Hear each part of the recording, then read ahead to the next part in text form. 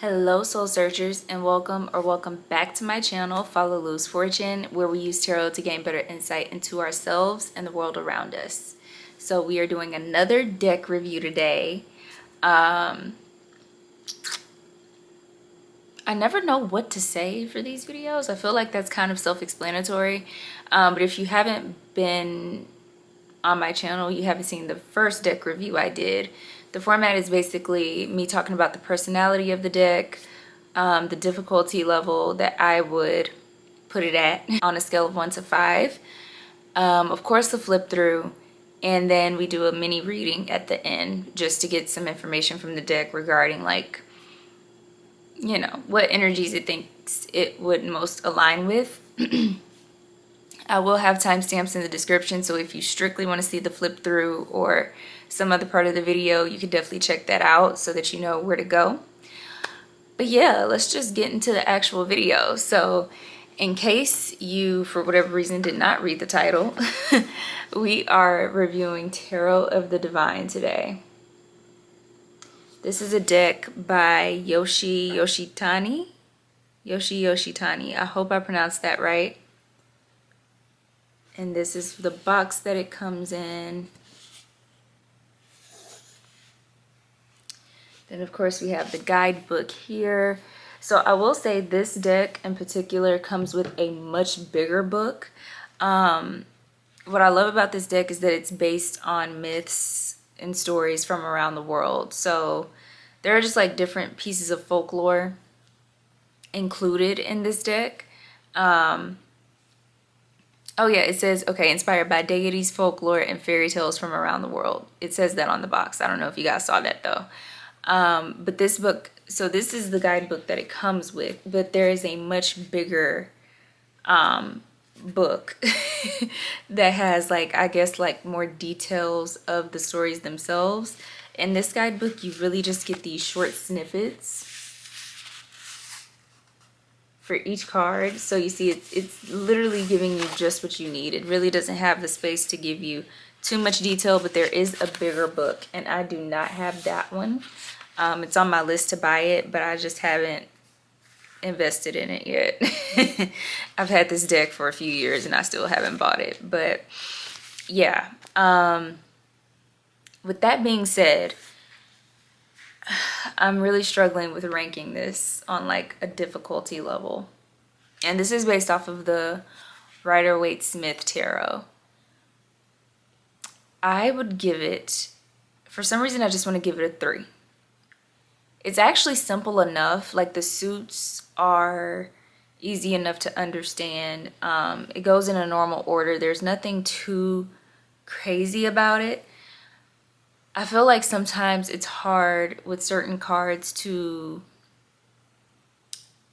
decipher the meaning. So like, it's not as easy to just look at this deck and say Exhibit A, 4 of Cups, which I'm gonna get to the flip through, but like, this isn't what I feel like a typical 4 of Cups. It's a very different one. And so it's like, if you don't know the stories, which I don't, it can be a little hard to decipher the meaning with some of the cards. Some of them are very traditional, as you'll see. They have like the traditional motifs and everything, but some of them kind of go off on their own little thing, and it's just hard to know. You know, it's hard to know what they're standing for, what they represent. So yeah, I'm giving it a 3, smack dab in the middle. It could be very difficult as well if you wanted it to be. So like, I feel like there's probably deeper insights that I could get whenever I use this deck if I knew the myths that each card is representing. So I really should just go ahead and buy the big version of the book, is what I'm saying. But I feel like it would probably lead to deeper insights for these cards. But it also would probably require some study, because I don't know anyone who could look at this deck and just know all of the stories. And then the personality of this deck. It's not my most clear reader. I guess it could be, but I feel like that's not its power. The power of this deck is literally in the story. It's in the journey. So when I'm reading with it and I'm seeing all of the possibilities, because sometimes it's how it comes up. It's just like, it's more nebulous. It's a very watery deck. And so it's one of those decks where like I feel very aware of the truth of everything, but it's just like what interpretation is really speaking to me right now? Which interpretation is really resonating with me right now? So I would say probably like a more esoteric one, because it does require me to tap a lot into my feelings to figure out which storyline basically I'm going with right now. Like, yeah, that's the only way I can say that. If you understand tarot, if you do your own readings, then you probably know what I'm saying. It's just, it could give you the answer, but whenever any readings that I've done with this one, it's like, it gives me the card and I'm seeing all of the possibilities with the card. And so I just really have to sit with it and say, okay, which story? Which one are we going with today? What is resonating? So very nebulous, very dreamy. I do like to use it for ancestor work sometimes, because it is a very diverse deck. I'm not going to say so much anymore, but there was a point when I didn't have as many decks, when this is one that I used for ancestor work, and it worked pretty nicely. But yeah, I think that's all of the like quick intro stuff, right? All right, yeah, so those were like the main things to discuss, I guess. So now let's just go ahead and get into the flip through. I know that's what most of you are probably waiting on. Then again, this is a very popular deck. You've probably already seen a flip through. So before I get into the flip through, I don't really talk about cardstock a lot in my videos, just because I feel like it's not really the most important thing. But I will say the cardstock on these is very unique. It really feels like a thread, like some sort of cloth that they painted over.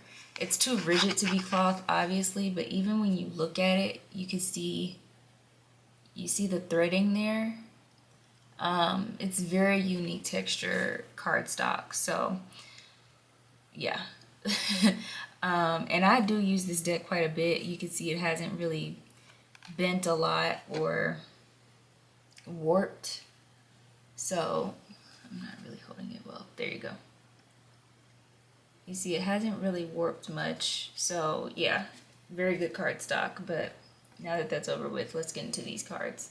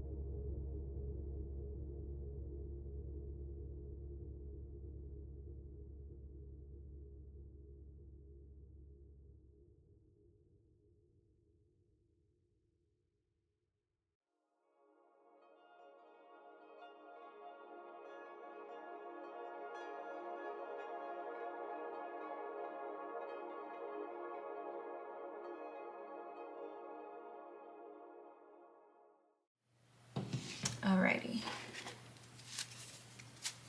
Tarot of the Divine. Thank you so much for all of your guidance, wisdom, love, and support. Tell us here, Tarot of the Divine, what energy do you think would benefit from having you the most? What energy would benefit, okay, from having you the most? Wow. King of Wands. King of Wands is very much so a visionary king. He doesn't really deal in the realm of what is, he deals in the realm of what could be.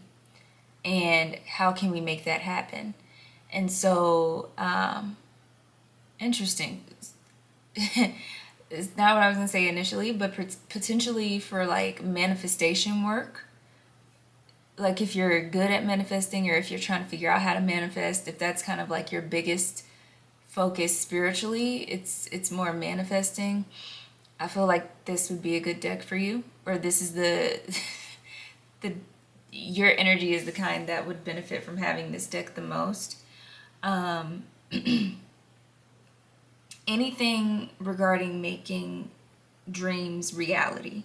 So even if you don't necessarily consider it manifesting, being an artist, like taking your ideas and putting them out into the world to make them tangible, being an engineer or an innovator, taking that idea and really putting the elbow grease behind it to make it tangible.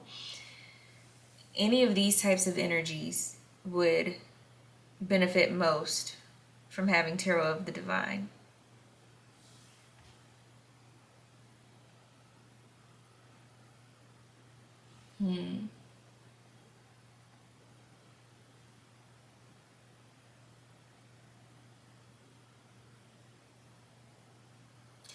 Interesting. So I kind of feel like I've been using this deck wrong the whole time. Like instead of, I'm not gonna say using it wrong, but it's kind of what I was saying at first. Like, okay, I just saw 2929 on the camera, so that could be important for someone, but it's the same energy as what I was getting, really. It's like you need to be sure of you when you come to this deck, because this deck is more so gonna tell you like all of the things that could be. It's almost looking at your inner world and telling you all of the ways that could be. So it could be really confusing when you're trying to like gain clarity on a situation if you're unsure of yourself. And I think that's why it's good for manifesting, in a sense. It's good for helping you get your ideas out into the world, because usually when we're trying to manifest something, we're at least sure of that thing. We're sure that this is the vision, this is what we want. And so this deck seems like it would be most useful in like telling you how to make that happen. But it's like it needs you to be sure. And I will say that's another energy that comes with King of Wands. He's the King of Wands. He has to be sure. He's the king. So he has to know what the best decision or use of energy is for each person that he's delegating a task to. He has to know what his best use of energy is, and what vision is actually worth bringing forth. So, and it may not even be that there's a vision that's not worth bringing forth. It just means that maybe we need to prioritize. But either way, King of Wands is a very sure energy. Absolutely. Even if he's not sure of the how to get there, there's something about being sure of the vision.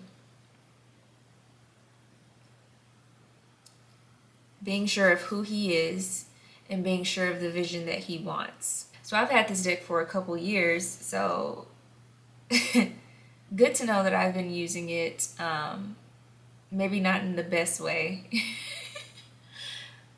I'm not going to say never, but I rarely come to decks when I'm feeling sure of things. It's usually when I'm feeling more confused, but specifically for manifestation. So I will remember that and try to use that. Last question, Tarot of the Divine. What do we, this collective, need to know at this time? What do we in this collective need to know at this time? Three of Cups.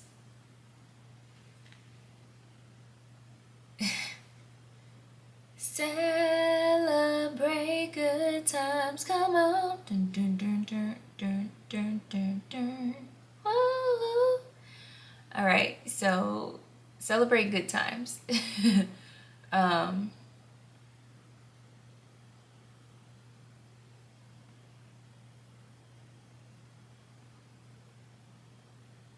I just looked at their feet, and I'm noticing that they all have a foot in the air and one on the ground, which is kind of giving temperance vibes. And then I noticed the lotus flowers around them too, which made me think no mud, no lotus. By Thich Nhat Hanh, I believe that's how you pronounce his name. I could also be totally wrong. I'm so sorry. Yeah, it's giving a sense. There's so there's something about everything being a good time or being for our highest good, if that makes any sense. So even the mud, even the irritations, the challenges, they're ultimately for our highest good. And so we should really celebrate those as well, even while we're in it, even when we haven't figured it out, even when we're not on the other side. See, again, this this whole message is talking to me about the journey. That's what's coming up with this Three of Cups. It's not the destination, it's the journey. And if you could just celebrate every moment for what it is, instead of being so down on yourself because you're not where you feel like you're supposed to be, life will become the big celebration that you want. It will become the celebration that you deserve. It is a good time. Life is a good time. That's the message of this Three of Cups. Life is a good time. I feel the need to say it. And I said it 3 times. So threes could be very important. Just saw 35 on the camera. So we had 29 and 35. There's a recognition that there are hard parts in life. But again, even those difficulties are trying to teach you something, and really they're hoping to grow you. They're growing you into something beautiful. Not to say that you're not already beautiful, but you know, I guess they're making you more beautiful. They're making you more integrated. They're giving you more dimension, more layers. Alrighty, and then at the bottom of the deck we have 8 of Swords. We have all of this beautiful energy out, and then to end on the 8 of Swords. But I kind of get it. So 8 of Swords talks all about the ways in which we limit ourselves and keep ourselves stuck and trapped. I feel the need to look at the book for this one. I don't know if it tells a story or like if it gives, we probably won't get a lot of detail with this, but I'm going to look it up anyway. Alright, so this is a French fairy tale called Donkey Skin. The 8 of Swords represents being caught up in your own insecurities. Donkey Skin was forced into hiding to escape a bad situation. Now she is faced with the decision to continue the life she has created or to step out of her self-made prison. Faced with the decision to continue the life she has created or step out of her self-made prison. For some reason, the way that I kind of took that or heard that at first, even though I was the one reading, I heard it differently. The way I heard it was, now she is faced with the decision to deal with the life she has created. Not continue, deal with the life she has created or step out of her self-made prison. This is very deep. So, like I said, 8 of Swords talks about limiting beliefs, and the self-made prison is really sticking out from that description in the guidebook. I feel like the self-made prison, for whoever is watching this, whoever this is for, The self-made prison is the idea that you can't be happy until you get there. You can't be happy, you can't have nice things, you can't XYZ until you have this amount of money, until you're in this place, until you have this situation, this partner, blah blah blah. It's like these things that we feel like we need in order to finally make it. It's interesting. Today I actually had an experience at an infrared sauna. And it was a very luxurious, like bougie sort of experience, but it only cost me $20 because I had never been there. And that's the new member fee, I guess. Like, it's a deal. And now it's like I could concern myself with how I'm going to keep that up, or I could just look for other luxurious experiences that offer new member or new guest discounts. You know, I could go on Groupon and find coupons for massages or different things like this. You know, it's like you don't have to necessarily have $1 million to have $1 million life. That's what's really coming up. It's something about getting out of the idea of how things have to go in order for you to get what you need, or to feel, more so feel, with that Three of Cups. There's a huge message about just feeling the feeling now, which I know we hear this all the time in the spiritual community. Feel it as if you already got it, manifest from feeling, things like that.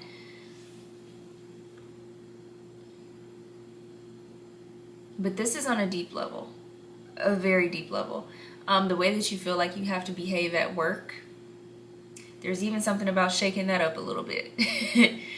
Within reason, obviously. Like, don't go losing your job. But they're calling me to the way animals and excuse me, seeing 4141 on the camera. Okay. They're calling me to the way that animals and children behave. And specifically, there was this TikTok of this dog who would basically like be under a curtain when the window was open. And when the window was open and wind was blowing through, it would make the curtain like billow out. And that's when the dog would go under and just like be so fascinated with the view. And so it's something about just really taking those mundane, simple things and enjoying the moment of those.